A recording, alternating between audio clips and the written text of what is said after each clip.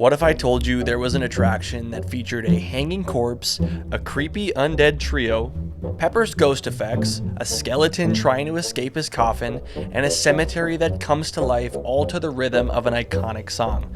You'd probably think I was talking about the Haunted Mansion. Well, you wouldn't be wrong, but there was once another attraction that also featured a hanging corpse, a creepy undead trio, Pepper's ghost effects, a skeleton trying to escape his coffin, and a graveyard that comes to life to the rhythm of an iconic song. But this attraction isn't called the Haunted Mansion. It's called the Haunted Castle, or as the Dutch call it, Spookslot.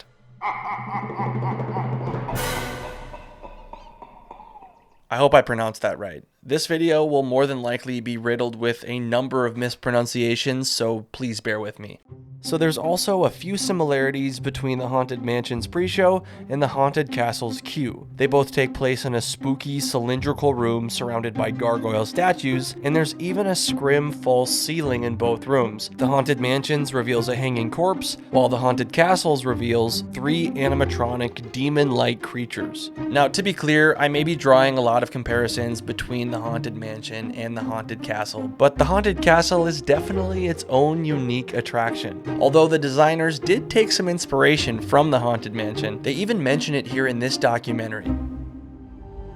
In 1974 zijn Ton en Jan op dienstreis geweest naar Amerika en waren zeer onder de indruk van hun bevindingen bij de Haunted Mansion. En daaruit is eigenlijk ook het idee ontstaan, dat kunnen we als spookslot mogelijk gaan realiseren.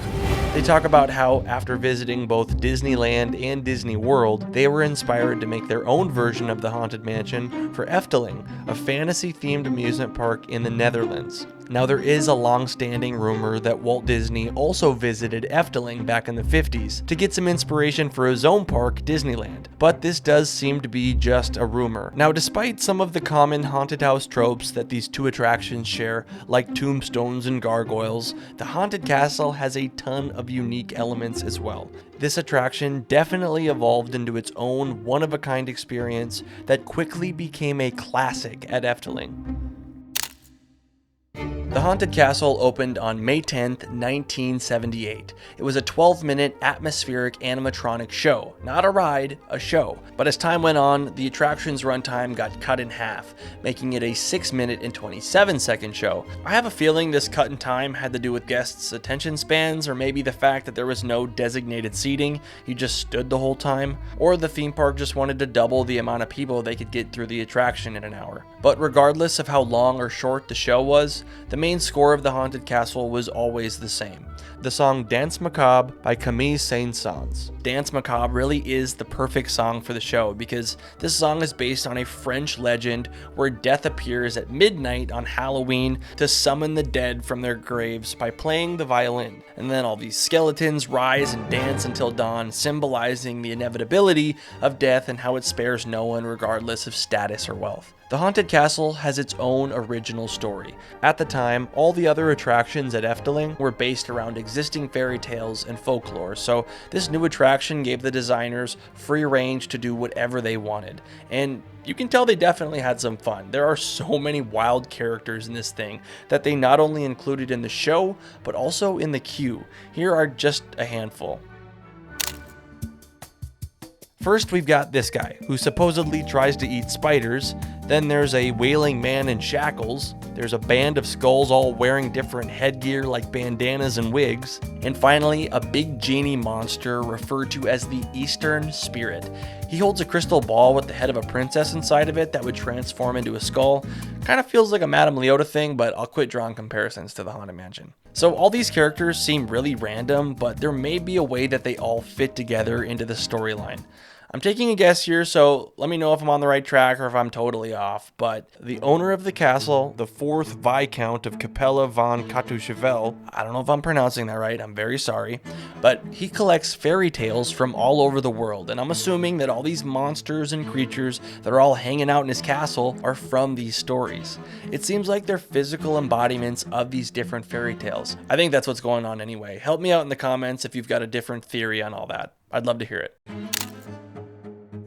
Anyway, the Viscount not only collected fairy tales and legends, he also practiced magic, and as the pre-show narration states, he could make flowers sing and walls dance, which, every time I say that, it feels like I'm saying the line from the Enchanted Tiki Room. The flowers sing, the birds croon, and everything comes to life in the Enchanted Tiki Room. But unfortunately, one day, a wicked witch disguised as a young virgin attempted to sneak into the castle to steal all of the Viscount's fairy tales. But the witch ended up getting caught by the gardener, and these guys right here, who are apparently judges, sentenced the witch to be burned at the stake. But with her last dying breath, she yelled out a curse in which the Viscount was forever doomed to search for his last fairy tale that he would never find, his daughter Esmeralda.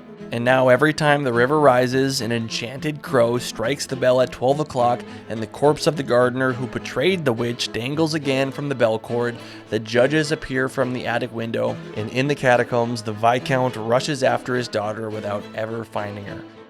And while the flowers sing and the walls dance, the witch hurls her curses into the sarcophagus where the Viscount's remains are imprisoned, and his daughter finds no peace on the south hill of the castle square. And there you go. I don't know how much that storyline really comes through in the actual attraction, but that's the story you're told in the pre-show. The Haunted Castle didn't even have a story when it first opened in 1978. The pre-show narration wasn't added until 1 year after the Haunted Castle opened, so the creators had to come up with a narrative for the attraction based on the show elements that they had already made. And even though the story was original, the Haunted Castle pulled from lots of different things, not just the Haunted Mansion. Apparently, a 1972 Spanish horror film called Tombs of the Blind Dead also provided some inspiration. The film features some familiar elements like castle ruins, a young lady going up in flames, people rising from the dead, sliding tombs, rocking gravestones, and quite a few guys with hoods. We'll talk about the hooded monks at Spookslot in just a bit. The film itself is very different from the Haunted Castle, but some of the visuals definitely line up. But going back to the Haunted Castle, there are a few other characters that make an appearance in this attraction that I want to highlight just real quick. First off, there's this little gargoyle looking guy. I don't really know who he's supposed to be, but I like him. He has a little drumstick that he uses to hit the bell and gets the whole show started. But you know, in the pre-show, they talk about how an enchanted crow strikes the bell at 12 o'clock, so I'm not really sure why there's this gargoyle creature doing it instead. Maybe that's what makes the crow enchanted. It can shapeshift into different creatures. I don't know. Once again, fill me in the comments if you know all the deep lore on the Haunted Castle. Would love to know more. We also have these monks that are making their rounds in the monastery. I really like the way they animated these guys. They're actually suspended by wire from the ceiling with another wire below that the monks are also attached to keep them from swaying as they travel along that top rail. This attraction uses a ton of old school effects and illusions. For instance, in the graveyard scene, the dirt moves around near the tombstones as if the bodies are going to burst out of the ground. They achieve this effect using airbags that are covered in dirt that inflate and deflate. They have an entire system doing this underneath the stage. This is also where you can find the motorized systems that make the tombstones rock side to side. The Pepper's Ghost effect is used all over this attraction as well. If you're not familiar, Pepper's Ghost is an illusion using angled glass to reflect an image, making it appear as if a ghostly figure is in a scene. The effect was used here with this violin lit with a black light, as well as the scene with the witch to make her vanish into the flames, and also this scene where the Viscount is searching for his daughter. I'll also mention that this gag where two characters are chasing each other around in a circle is a pretty common one in theme parks. You can find it in the Haunted Mansion as well as Pirates of the Caribbean. Then sadly, on September 4th, 2022, the Haunted Castle was closed permanently and totally demolished to make way for a upgraded version of the attraction called Danse Macabre that turned this haunted show into a haunted ride. Alle ogen zijn gericht op Danse Macabre. In het Huiverwoud wacht het noodlot op jou. En dat is niet het enige dat op je wacht.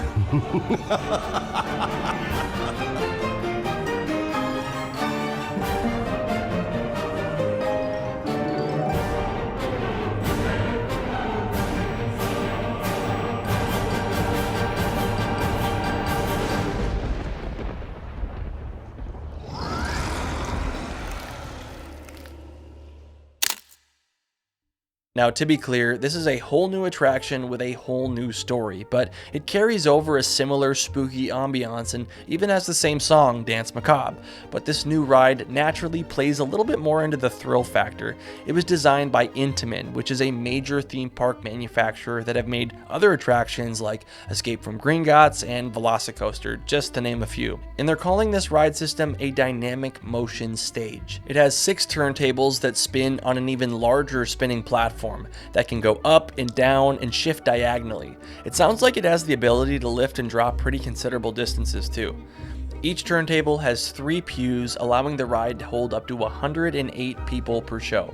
It definitely looks like it could make some people feel a little nauseous, but I've heard from a lot of folks that have been on it that the spinning really isn't that bad. It's designed to make you feel like you're dancing with the dead. The story of this attraction is pretty layered, but in its simplest form, on Friday the 13th, 1876, conductor Joseph Charlatan and his orchestra performed Danse Macabre at an international music competition. And after the performance, the orchestra vanished, leaving the abbey abandoned. In reality, they were all killed by the Unnameable, a shape-shifting creature often appearing as a black cat. And now, every single night, the cursed musicians replay their song in the chapel as the Unnameable attempts to draw in more victims. I don't know if I'm totally sold on the evil kitten thing. I get that the cat probably makes for some good merchandising, but regardless of all that, everything else I'm pretty into. What I really like are all the callbacks to the haunted castle, because there are some familiar faces throughout the ride, like the Judge Trio. Looks like they've grabbed some instruments and joined the band. You can also find the hooded monks, the Viscount's daughter Esmeralda, and finally the violin from the haunted castle can also be seen as a projection in the new ride. But there's also some new faces like the conductor. It's really cool to see him in this ride because the original haunted castle was supposed to have a ghostly conductor as well, but it never happened. And the look of the conductor in Danse Macabre is actually sourced from some unused concept art from the haunted castle. Even the gift shop included some haunted castle references. You can see one of the demon heads from the pre-show right here, and also the hairy arm that holds the chandelier, holding up some merchandise in the middle of the room. Even though the haunted castle is no more, I think Danse Macabre is a pretty worthy replacement that does a nice job honoring the original attraction. If you enjoyed watching this video, go ahead and hit that subscribe button. Thank you so much for watching.